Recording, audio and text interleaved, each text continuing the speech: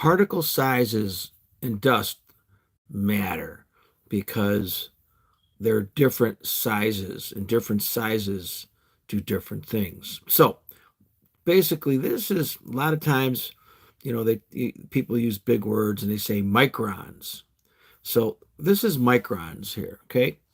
Micron. So just let's not worry about what a micron is. Let's just say that a 10 is a big piece of dust.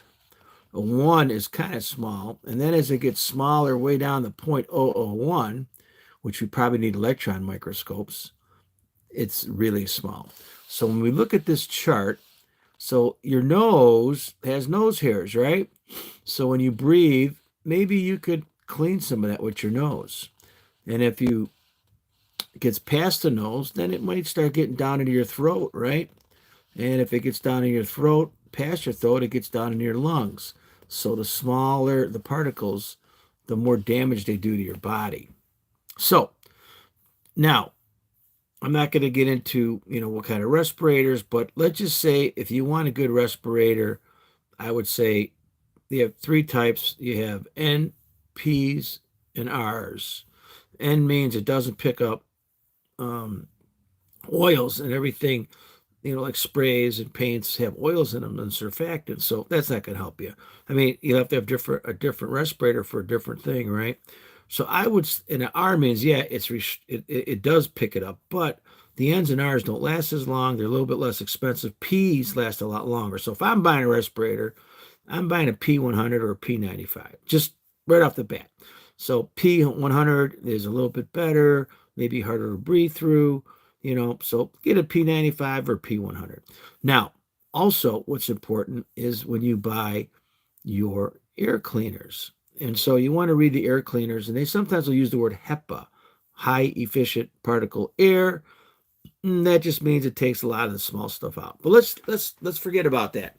So what we learned so far is if you want a respirator, go get yourself a P95. I would say I have a P100 in my car and in my house, and it's going to pretty much cover everything, okay?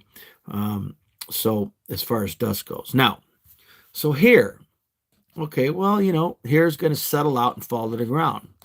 Same with pollen, okay? And that's why a lot of us, and mold spores are actually makes you sneeze and a lot of allergies because it gets in your nose, right? And you get you get allergies and things like that. Now bacteria can get smaller,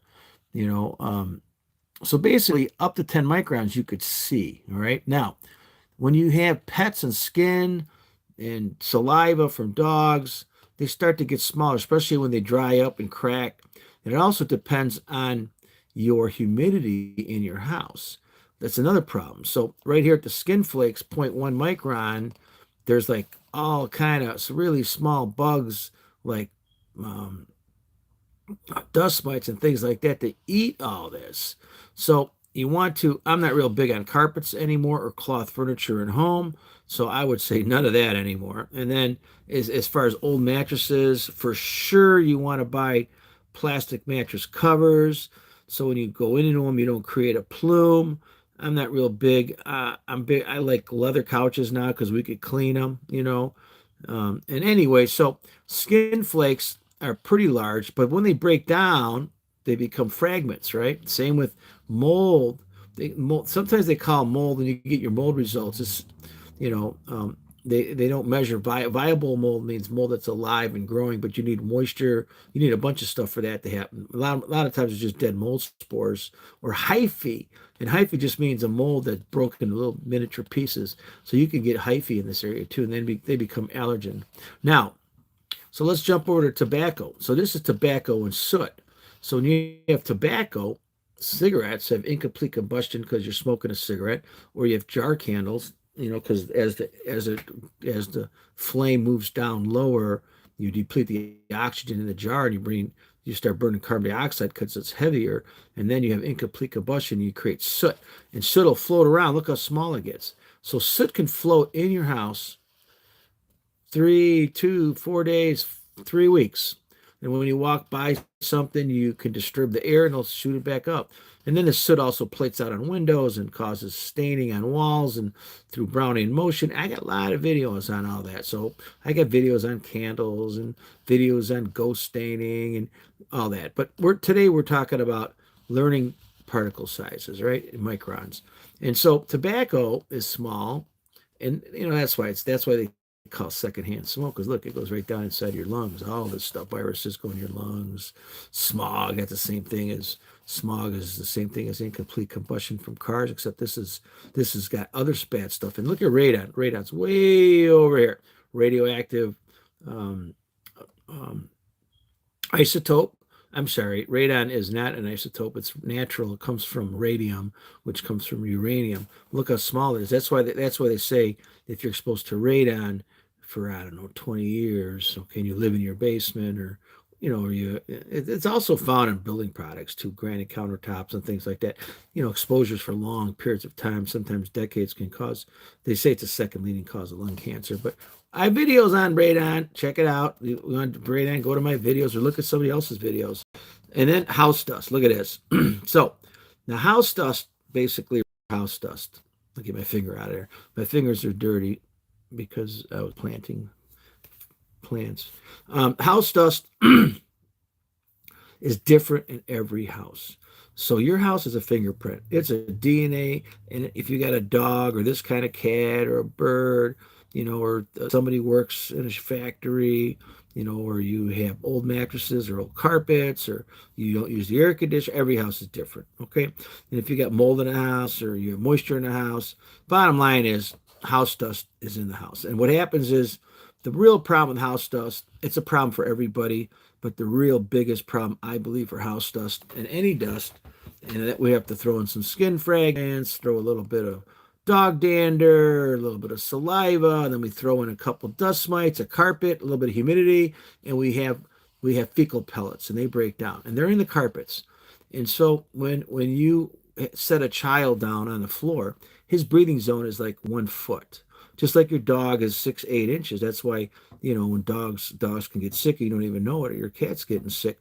Because when you walk by a dog in a carpet that's got skin flakes and dust mite fecal pellets and whatever, okay, it's totally overwhelming the lung capacity. So kids and babies, that's why you have such a high asthma rate among children now, because we've had carpets. Now we're getting away from carpets, but now we moved into dogs. So, we have like, I don't know, 230 million dogs in these homes. And so, every time you walk by the floor, you kick up a plume of house dust, which can contain anything from 100 microns all the way down to 0.1 micron, way over here, which this could be just soot from the fireplace, down on this end. And so you want to be careful. You want to have a clean house, okay? And there's animal dander. We talked about it, and you can see animal danders up to 0.5 microns. And so I would say, all dust is bad. We're not going to stop it. Now, depending on where we live, so some areas have a lot of dust issues. So let's say you live in an industrial area, near a factory or where they're making lime and things like that, and you open your windows, well, you're going to have dust in there, and they're going to be different particle sizes, and if you live down in Florida, sometimes you get Sahara dust that comes over the ocean, and that's really small stuff. It's like a silica dust called the Sahara dust storms a couple times a year, or if you have just, you live near a freeway, okay, or near an area where there's construction going on. So all these things are important. So I would say, you definitely want to change your filter no matter what in your house every month. And I don't know if you need one of them expensive filters. They get really expensive when you start putting those in on furnaces. I'm going to say forget the UV light and all that crazy contraption. I would say change your filter every month. I would say make sure that your vacuum cleaner is high efficient particle air, HEPA vacuum cleaner, and that you change both front and back filters. I would say that we clean the house a lot, especially window wells. If you have old windows, because now you got lead, you got friction. If you leave windows open, you want to clean your house a lot. Make sure that, I would say no carpets, but People like carpets. I would say no carpets. I would say laminate type flooring that's monolithic, that could be easily cleaned, washed, and mopped, because you could just take a Swiffer and pick up all the dust and bam, you're done. I would say no cloth furniture. I would go to leather. I would make sure that my beds have plastic covers on them. You could buy them, and then you could put your sheets down, change your sheets periodically, and your linens. If you got old blankets, throw them out, because they fall apart. Unfortunately, I'm not going to be able to tell you to stop having pets, but that would be a sure great thing to minimize dust in your home and dust mites and fecal pellets and all that good stuff, because they these if you don't have a carpets, also it's harder for the dust mites to live. And another thing is you want to lower the humidity in your house all the time. So if you keep your humidity, in the wintertime in the 30s and try to keep it lower in the summer, you can have higher humidities. It doesn't instigate pests. It doesn't instigate centipedes and pill bugs and spiders. And so if you run a dehumidifier in your basement or in your crawl space, and then you monitor moisture in your house, and then of course not have all these cellulose type products in your house, and you have filtration, then you can control all this stuff. And so, a lot of people are sick. I mean, they say right now, is it, I'm not going to get into crazy stuff, but they have ships use some ships that burn fuel. They burn like a really ugly fuel, kerosenes and things like that.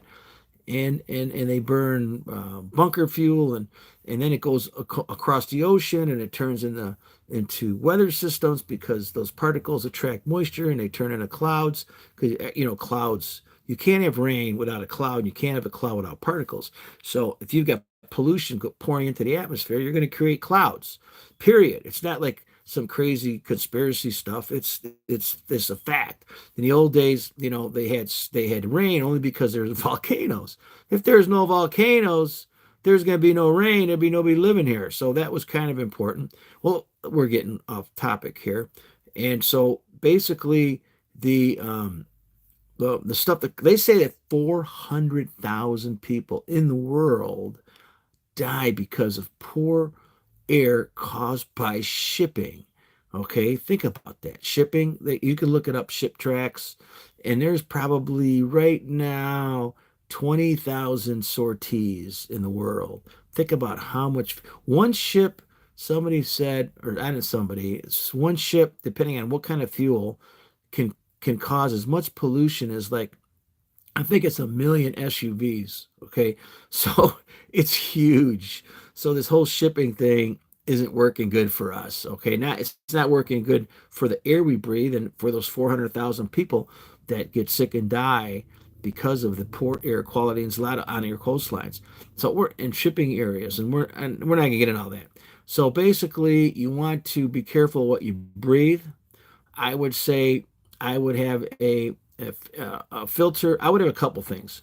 I might have just a regular dust mask in case you need to wear one because of all these new things happening in America and in the rest of the world, and they require you to cover your face. So have some of that. But I would also have a P100 available, or a P95 in my car and in my house, because you never know. Let's say you get stuck, and this has happened to me, where they shut you down, you can't get off the freeway, and there's a car on fire, or you're going through the farm country, right? And there's dust, and there's spraying, or whatever's happening, and so you put your mask on, especially during the early springtime, right? So P100, HEPA filter on the furnace, change your filter, and understand particle sizes. So 10, I have a particle counter, and like mine has my microns start at 6 microns, 1 point. I think I have 5 microns, and I might have 0.1 micron. So I have a 6-channel particle counter that picks up this area. Now you need electron microscopes back in here. So you want to keep the dust free. You want to keep your body free of the dust. And oh, by the way, I do have a service on the internet. All you do is Google "call Marko," Marko with a question. Call Marko with a question, And if you can't solve this, your house problem, whatever it is, or somebody else can, or you want a second opinion, or you want me to look at something, you want to send me a picture, you want to do FaceTime, whatever, I can pretty much solve most house problems in 15 minutes to half an hour. There is a small fee, 29 bucks. Also, I do count on some of that to help pay for my videos and time. And I have also Patreon. And please rate and subscribe, um, and share. Hey, thanks for coming on.